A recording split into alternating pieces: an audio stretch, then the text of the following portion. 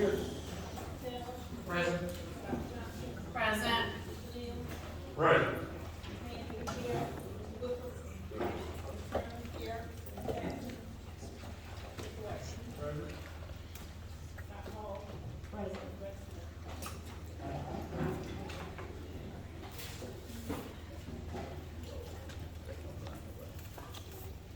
We're going to have a public hearing to discuss our ESSER funds. Ben, you want to, or the rules first, or the presentation? Okay. It's going Public to hearing. Identify yourself by name and 911 address. 2, speakers are limited to 3 minutes. 3, individuals may not reserve or otherwise transfer their time to another speaker. Specific personnel matters must not be initiated at the public meeting. Speakers cannot be abusive, threatening, or use profanity. 6, specify the nature of your remarks. 7, speakers who have previously spoken on the subject for public comment should not be allowed to readdress the board during the same public comment period. 8, specific questions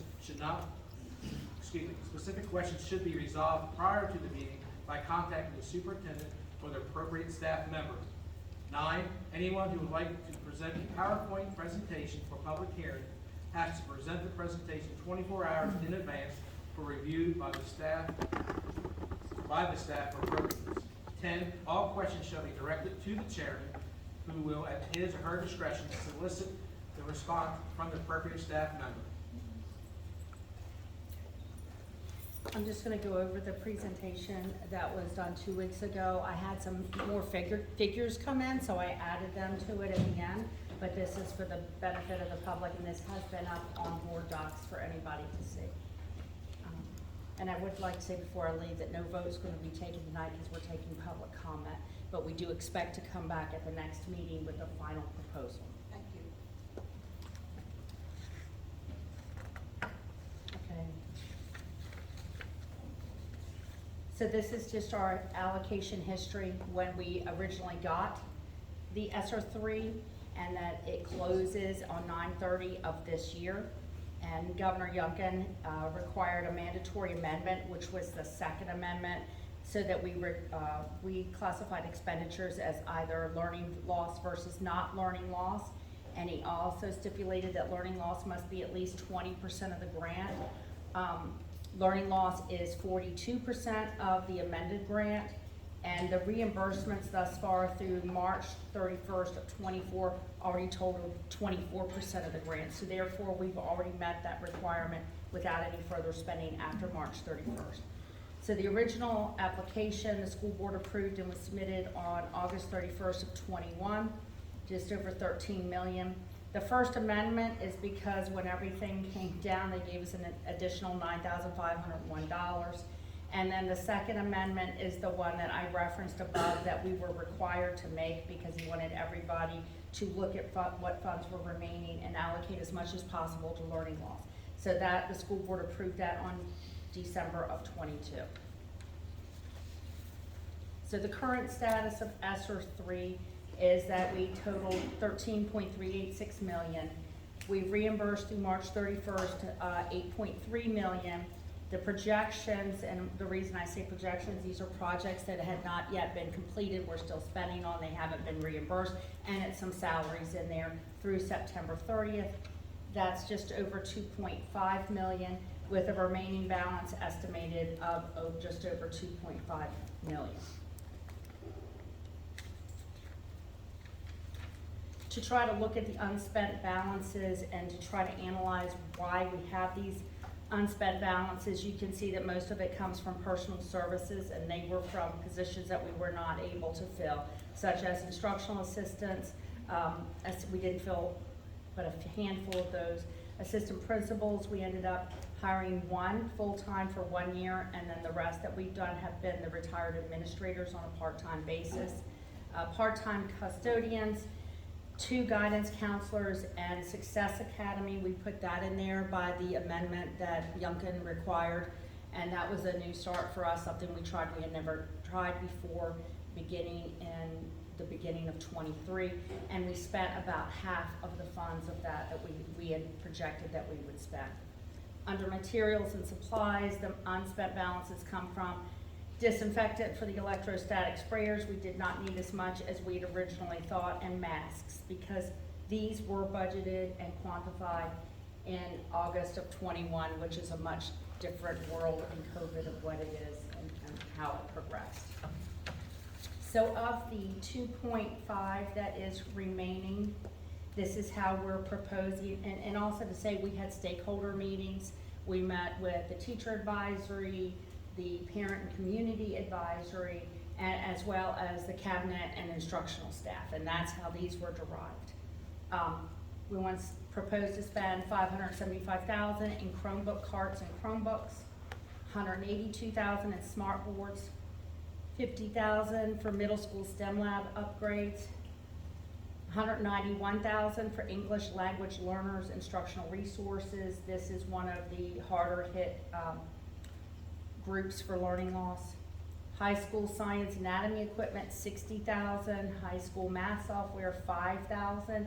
Some of these, the STEM and science and math came from our teacher, Dr. Hall's teacher advisory group, which we did send out notices to them ahead of time and asked them to speak to their cohorts and fellow staff in the building and see what the needs were.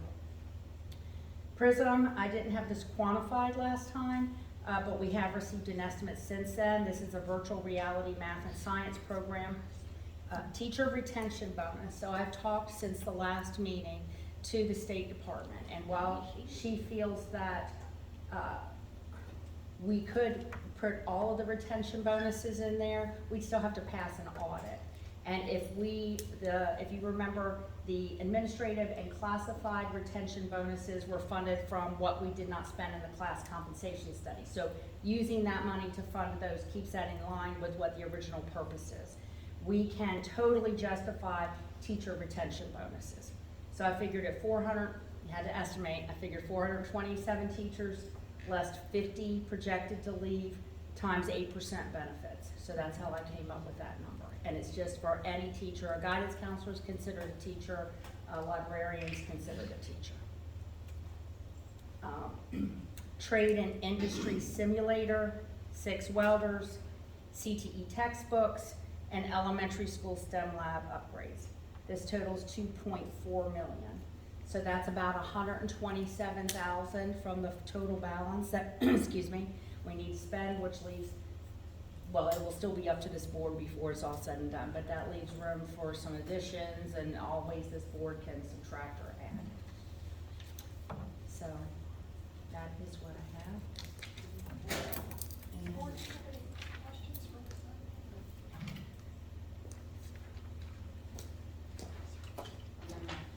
That's okay, son. Did anyone want to speak about our ESSER plan?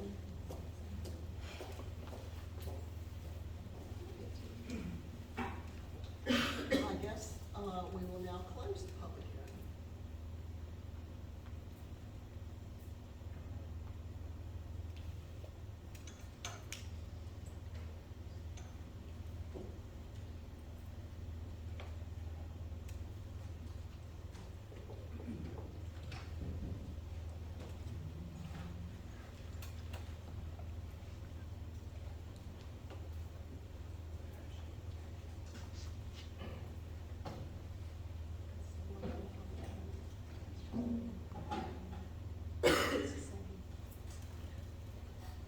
Whereas the Accomack County School Board has convened a closed meeting on this date pursuant to an affirmative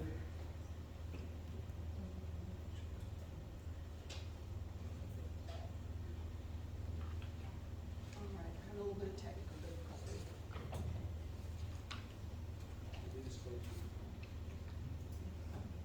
Well, it's not, Greta, do you have any input on paper that you can read?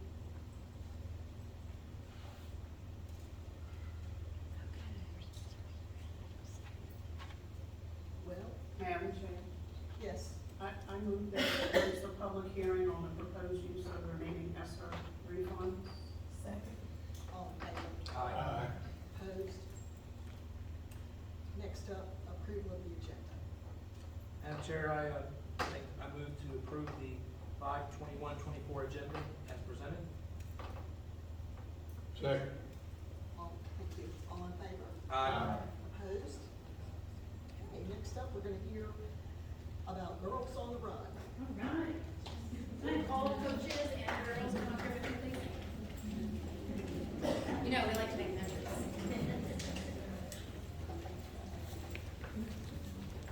Good evening, everyone.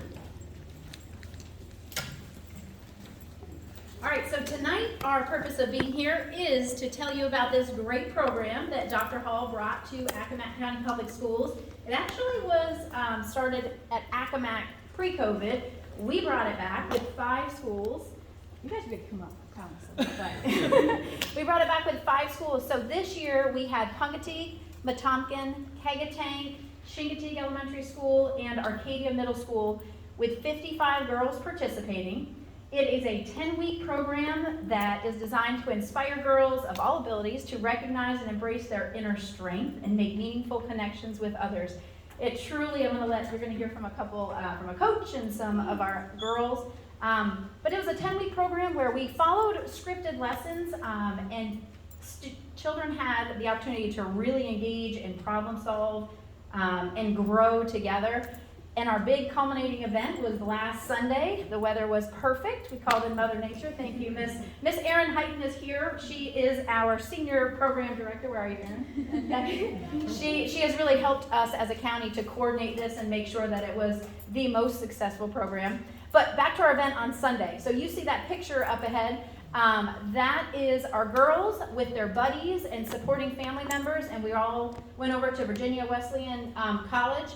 At 9 a.m. we had to be there, so bus left at 5:15 from the Eastern Shore, and they ran a 3.1 5K, and they walked it, ran it, skipped it, and what was really, really great is when we first started this program, I can't do it, I can't run, I can't go that far, and they did it, and you know what was even better? They did it with smiles on their faces. The energy, that's what I got. The energy from that event was just the most empowering opportunity to see for these girls and their buddies and their families. So, I want to first point out some of our coaches that are here. We have Miss KJ Bentley from Pungatee Elementary School, Erica Blaine from Pungatee, Sarah Scott from Arcadia Middle, Nadine Brown from Metomkin, and we also have Miss Taniqua Crosby from Metomkin. So I'm going to let Arcadia, you want to step up? Sure. Share? I brought a couple of girls with me tonight. My name is Sarah Scott. I'm a teacher at Arcadia Middle School and one of the coaches for our team. I'm not sure if you have middle schoolers or the last time you tried to motivate a middle schooler, but it is not an easy job. Thankfully, I had an amazing team of young ladies, and I wanted to read some things that they said about our season. They said, "Girls on the Run gave me something to look forward to after school, gave me so many smiles and laughs. Thank you for our program. I love Girls on the Run because when I'm here, I feel safe in talking with people and getting exercise and the silliness of everything," which we had a lot of silliness. Another one says, "What I loved about the season was the practices and doing the girl wheel and learning about my spirit and getting to know new people. I liked that I got better stamina and I really was excited about the run." So at the middle school level, it is a different curriculum than the elementary. It talks a lot about friendships and problem solving and conflict resolution, which is really important in young women to learn how to stand up for themselves and be able to make friends and be able to step away in situations where they might not feel safe. So we really enjoyed it. Dr. Hall, thank you for supporting us, and we hope that we can continue. Thank you so much. Hi, good evening. I'm with me, Brayla and Ellie, and they participated from the Metomkin, elementary school. And my friend Brayla wants to say what she learned during the program.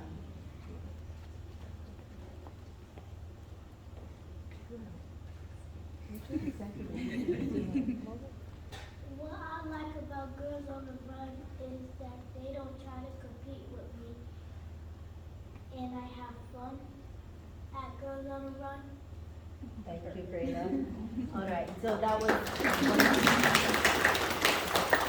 the most important parts of it, that we didn't compete against each other. However, we support and we find the inner strength with us which was supposed to be our motivation, and it was, and finding that superpower within ourselves and allowing to shine. And when the part of us that is not shining, we knew what to do in order to allow the parts of us that are positive to shine. Thank you very much.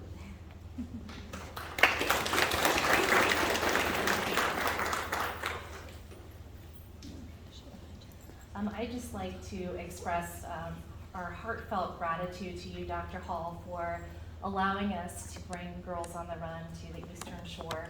We could not have asked for a better group of coaches, educators, girls to start things off this season. It's been fantastic, and it's been really great to see how these girls have grown and what they've accomplished through the period of 10 weeks. So thank you. And one last, I really want to shout out to all of our coaches, all the girls, the families who have come out this evening. It was a really long morning, but fantastic one on Sunday, but appreciate you taking the time to come out here. And I've had a lot of people ask me, is it going to happen next year? So we're looking forward to that future support, and really thank you and Ms. Farrell for coming out on Sunday. It was a fantastic event, and thank you again. Maybe next year, you guys, there's a lot of paths along the route where there was a lot of cheering going on, so love to see you out there next year. Just one quick question. Thank y'all for doing this. It looks like a lot of fun, and I'm glad folks enjoyed it. Could any girl that wanted to do it could do it? So we put out a lottery for first we found coaches, then we put out a lottery at the schools that we had coaches, and we opened it, I think, for 2 weeks, and it was a lottery system. So the first 15, we opened it up to 15 girls at every school this year, and some maxed out and some did not, so. And the reason for that is because in the budget, we budgeted only a certain amount, because it was the first year, we didn't know how many girls we would get, if we would get any. So we only put a certain amount of money in the budget to do it, because we pay for everything. The girls don't pay for anything. We pay all of the grants. So that's why it's only a limited amount. So hopefully next year we can expand it. So more girls can sell. Thank you very much. I'm sorry, I didn't hear what you said. 55 total, both from elementary. It was Heart and Souls for 6 through 8 and Girls on the Run for 3 through 5. Thank you. Oh, sorry, we have something to give you, Dr. Paul, sorry. Did you have yours, Ms. Scott? Yeah, we left it on her. Oh, okay. Dr. Hall, our community middle left you a nice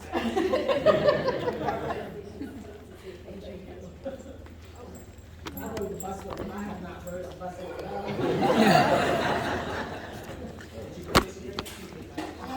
I was the photographer.